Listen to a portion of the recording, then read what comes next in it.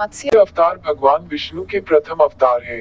मछली के रूप में अवतार लेकर भगवान विष्णु ने एक ऋषि को सब प्रकार के जीव जंतु एकत्रित करने के लिए कहा और पृथ्वी जब जल में डूब रही थी, तब मत्स्य अवतार में भगवान ने उस ऋषि की नाव की रक्षा की।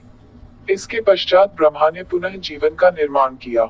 एक दूसरी मान्यता के अनुसार एक राक्षस ने जब वेदों को चुराकर सागर की अथाह गहराई में छुपा दिया, तब भगवान विष्णु ने मत्स्य रूप धारण करके वेदों को प्राप्त किया और उन्हें पुनः स्थापित किया। मत्स्य अवतार की कथा। एक बार ब्रह्मा जी की असावधानी के कारण एक बहुत बड़े दैत्य ने वेदों को चुरा लिया।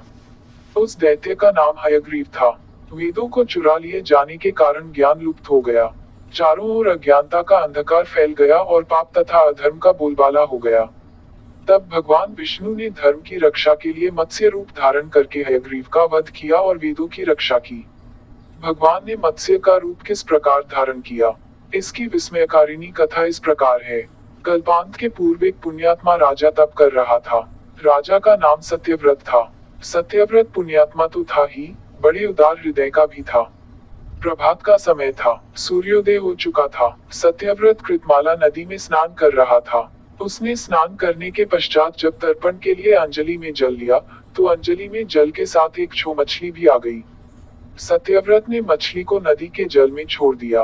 मछली बोली, राजन, जल के बड़े बड़े जीव छोटे छोटे जीवों को मारकर खा जाते हैं। अवश्य कोई बड़ा जीव मुझे भी मारकर खा जाएगा। कृपा करके मेरे प्राणों की रक्षा कीजिए।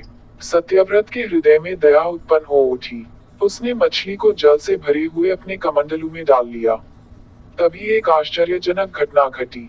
एक रात में मछली का शरीर इतना बढ़ गया कि कमंडलू उसके रहने के लिए छोटा पड़ने लगा। दूसरे दिन मछली सत्यव्रत से बोली, राजन, मेरे रहने के लिए कोई दूसरा स्थान ढूंढिए, क्योंकि मेरा शरीर बढ़ गया है। में बड़ा कष्ट होता है। सत्यव्रत ने मछली को कमंडलू से निकालकर पानी से भरे हुए मटके में रख दिया। यहाँ भी मछली का शरीर रात भर में ही मटके में इतना बढ़ गया कि मटका भी उसके रहने के लिए छोटा पड़ गया।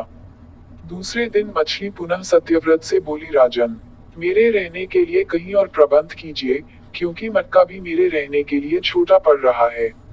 तब सत्यव्रत ने मछली को निकालकर एक सरोवर में डाल किया, किंतु सरोवर भी मछली के लिए छोटा पड़ गया।